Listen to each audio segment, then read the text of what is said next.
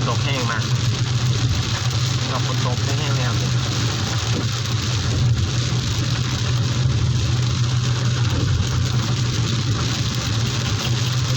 ฝนไม่แห้งครับแห้งเนี่ยครับ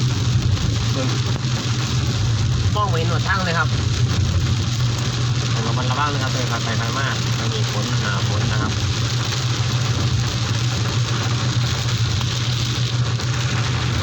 ฝนก็ตกแห้ง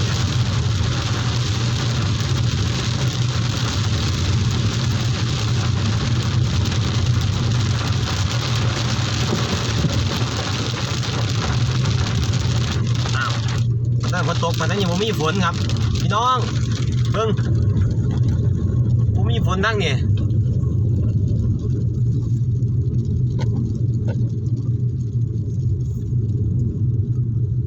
เมื่อกี้เนี่ยฝนตกตรงนี้ผมมีฝน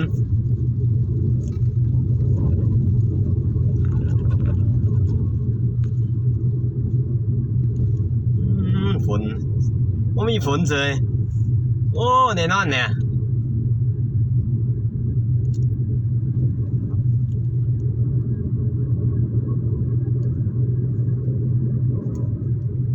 โอ้คิดว่านี่ฝนบางแห้ง